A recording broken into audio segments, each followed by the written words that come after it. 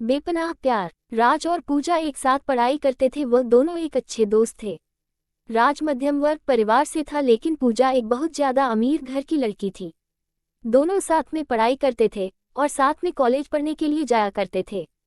दोनों के घर एक ही गांव में थे, इसी कारण दोनों कॉलेज के बाहर भी खेलने के लिए जाया करते थे। ऐसे में राज और पूजा दोनों में काफी ज्यादा गहरी दोस्ती हो गई थी। दोनों में काफी ज्यादा मित्रता होने के कारण दोनों एक अच्छे दोस्त बन गए थे।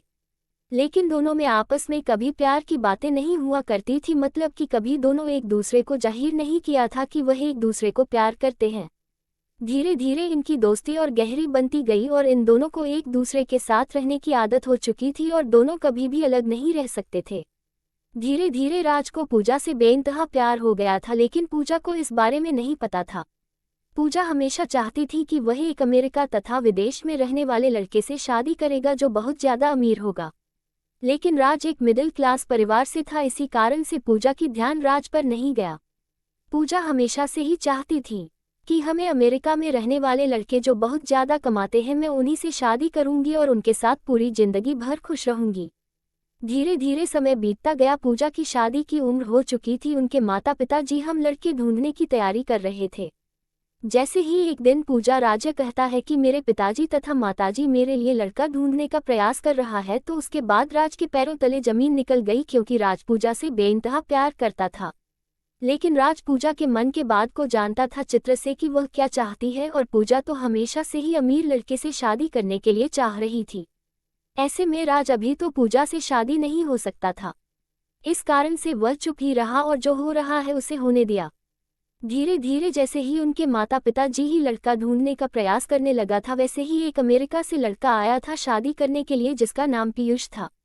बहुत ज्यादा अमीर घर का लड़का था। वह अमेरिका में जॉब करता था और उसकी महीने की कमाई तकरीबन $500 प्रति घंटा थी। जैसे जैसे शादी के बाद चलता गया, वैसे वैसे राज की जिंदगी खराब होने लगी थी। वह अपने आप में किसी भी चीज पर ध्यान नहीं देता था, साथ ही पढ़ाई लिखाई पर भी ध्यान नहीं दिया करता था।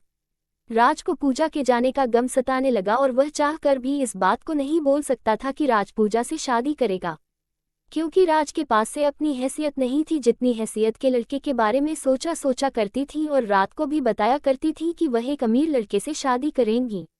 धीरे बाद फाइनल होने लगी थी शादी की। पूजा और राज के बारे में काफी लोगों की बहुत ज्यादा पता था कि ये दोनों हमेशा साथ में रहते, हो सकता है दोनों की शादी एक साथ हो। उसके बाद एक दिन पूजा से राज कहती है कि मेरी तो शादी होने वाली है, क्या तुम अपनी शादी नहीं करोगे? राज कहता है कि मेरा अभी शादी करने का मन नहीं है, पहले तुम कर लो, उसके बाद मेरा मन होगा तो मैं बाद में शादी कर लूंगा। वह दिन दूर नहीं था जब पूजा की शादी नजदीक आ रही थी। जैसे जैसे पूजा की शादी नजदीक दिखा दे रही थी, वैसे वैसे राज का जीना मुश्किल होने लगा था।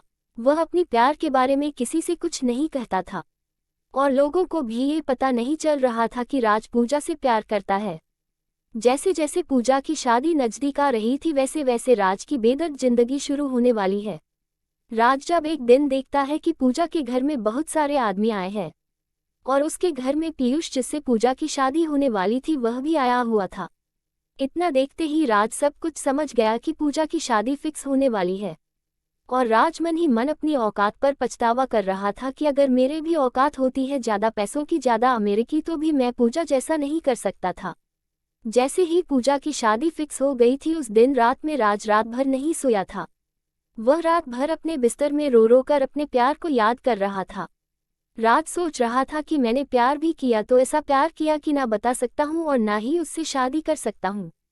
इसके बाद राज फिर सुबह उठकर पूजा के घर चला जाता है, क्योंकि पूजा भी उसके घर आई थी राज को बुलाने के लिए। दोनों की शादी में महज कुछ ही दिन बाकी थे। पूजा अपनी शादी को लेकर बहुत ज्यादा खुश थी। इधर राज अपनी जिंदगी को लेकर रात भर रोया करता था, अपनी सैड लव स्टोरी को लेकर। दोस्तों, हमेशा से ही प्रेमी प्रेमिका के बीच में यही सब होता आया है। जब भी कोई किसी से सच्चा प्यार करता है, वह उसे बहुत ही मुश्किल से मिलता है और सच्चा प्यार की कहानी बहुत जल्दी अंत हो जाती है। अब तो पूजा की शादी होने ही वाली थी, शादी की तैयारियों में बिजी थी। पूजा राज को अपने साथ कभी मार्केट लेकर जाती है तो कभी कपड़े खरीदने के लिए रुक कभी दर्जी के यहाँ। राज बेचारा पूजा की शादी को लेकर बहुत ज्यादा तैयारियां कर रहा था। साथ ही है राज को मन ही मन बहुत ज्यादा उदास भी रह रहा था कि उसकी जिंदगी में से पूजा जाने वाली है। लेकिन फिर भी वह किसी से कुछ भी नहीं कह रहा था और अपना काम सही समय पर कर रहा था। अब तो वह दिन भी आ गया जो पूजा की सगाई हो रही थी। फिर भी उसके एक ही दिन बाद पूजा की शादी थी। सभी मेहमान लोग आ चुके थे। राज मेहमान की खातिरदारी कर रहा था तथा अब तो बाराती भी आने वाले थे पूजा की, और वह बाराते की खातिरदारी अथवा सम्मान करने के लिए तत्पर खड़े थे। आपको बता देगी, दिल में इतनी ज्यादा दर्द होने की वजह से अपनी प्यार की कहानी किसी को बताए बिना एक बार चुपचाप सब कुछ कर रहा था। अब तो पूजा की शादी हो गई थी। पीयूष बस के साथ घूमने फिरने के लिए तथा हनीमून मनाने के लिए कहीं दूर जाने वाला था। राज मन ही मन उदास हो रहा था। उन्होंने पूजा को लेकर खो गई चिंता ही छोड़ देते, क्योंकि अब तो पूजा की शादी भी हो गई थी। अब तो कुछ नहीं होने वाला था। पीयूष और पूजा दोनों साथ में घूमने के लिए चले जाते हैं। दोनों साथ में जब घूमने जाते हैं, एक मॉल में शॉपिंग करने के लिए जाती है पूजा और पीयूष दोनों। जैसे ही मॉल में शॉपिंग करने के लिए अंदर जाती है तो पीयूष को किसी प्रकार का काम लग जाता है। वह कहता है कि तुम गाड़ी लेकर अपने घर चले जाओ, मैं काम कर कर घर वापस आ जाऊंगा। जैसे ही गाड़ी लेकर पूजा घर आ रही थी तो गाड़ी में ही उसका मोबाइल छोड़ गया था। उसके मोबाइल में एक लड़की का फोन आ रहा था जिसका फोटो भी उसकी कॉलर आईडी पर लगा हुआ था। वह लड़की तो ज्यादा सेक्सी थी, नग्न अवस्था में फोटो लगा हुआ था। ये देखकर पूजा को गुस्सा आ गया और उसने सोचा कि यह कौन लड़की है जो मेरे पति को फोन करती है। पूजा गुस्सा से फोन उठाती है। जैसे ही फोन उठता है उधर से आवाज आती है, जानू तुम कहाँ हो? लग रहा है मुझे छोड़कर कहीं चले गए हो या तुम्हें कोई दूसरी मिल गई है। अब तो तुम मुझे फोन भी नहीं करते हो। ये देखकर पूजा को बहुत ज्यादा गुस्सा आ जाती है और फोन काट देती है। जैसे ही पूजा फोन काटती है वह बहुत ज्यादा गुस्से में होती है। वह गाड़ी इधर उधर और बहुत ही स्पीड चलाने लगती है।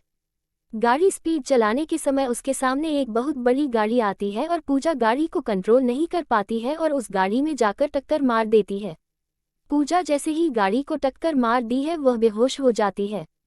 अब तो पूजा की बहुत ज्यादा हालत खराब हो गई थी। उसके दिमाग से बहुत ज्यादा खून निकल रहा था, मतलब उसके सर में चोट लगी थी। जैसे ही ऐसी जानकारी पूजा के घर वाले तथा राज को मिलती है, वह तुरंत ही दौड़े दौड़े शहर जाकर अपनी पूजा को हॉस्पिटल लेकर आता है।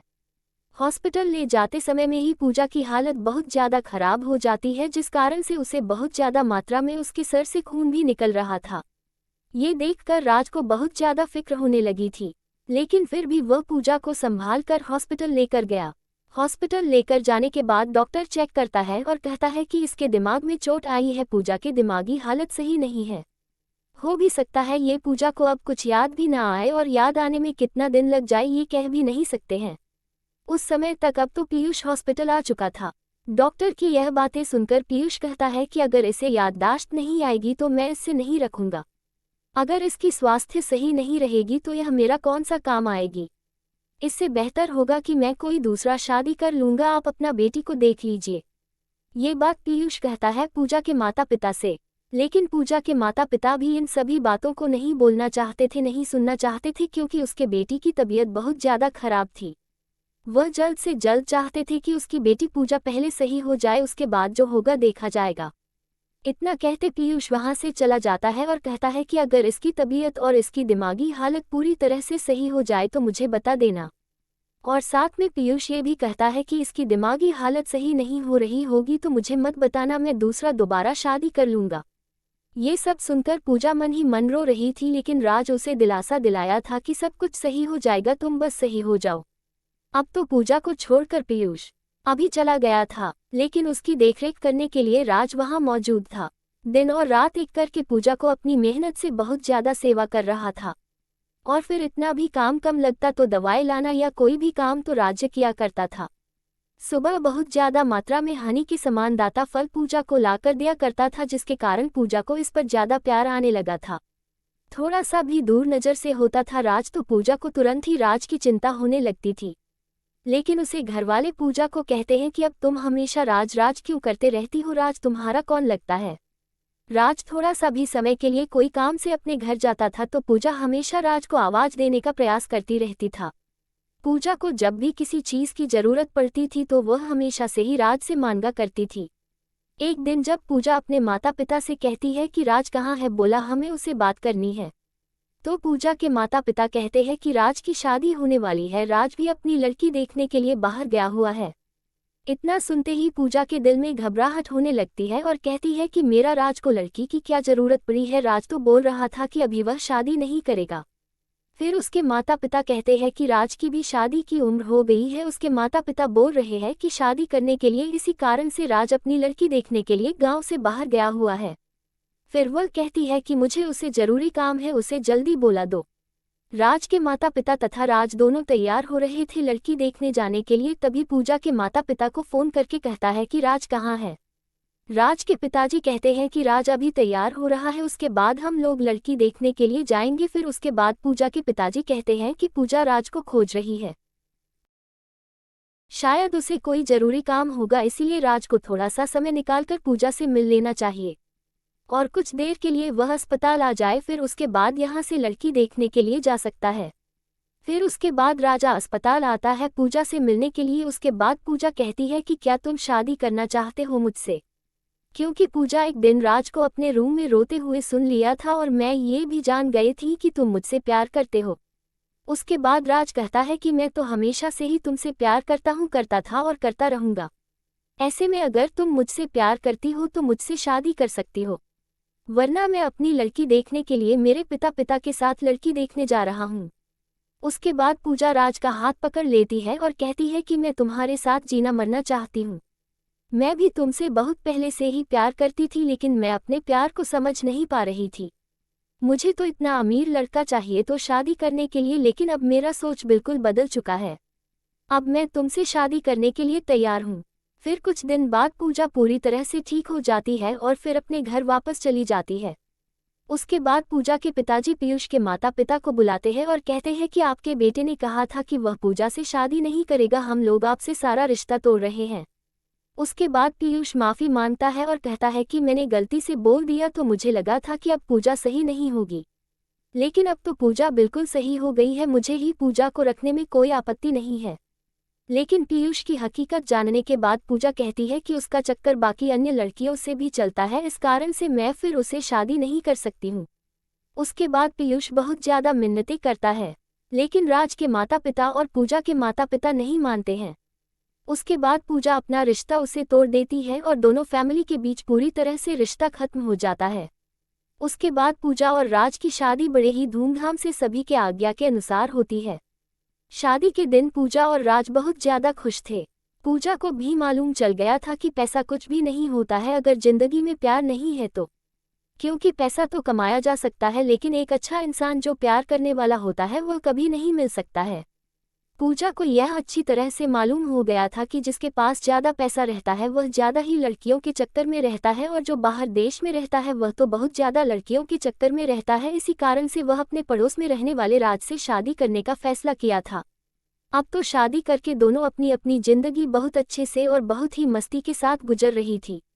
इस लव स्टोरी से हमें ये शिक्षा मिलती है कि हमें अपनी पसंद के लड़के भी कभी भी अमीरी गरीबी का फासला नहीं ढूंढना चाहिए, बल्कि अपने जीवन साथी में जो हमें जिंदगी भर प्यार कर सके ऐसा जीवन साथी ढूंढना चाहिए, क्योंकि आजकल की लड़कियां सिर्फ पैसों वाले लड़कों पर मरती है। इसी कारण से मैं सभी को कहना चाहती हूँ कि जिंदगी में पैसा ही सब कुछ नहीं होता है, प्यार करने वाला अच्छा मिल जाए तो जीवन स्वर्ग सा लगता है।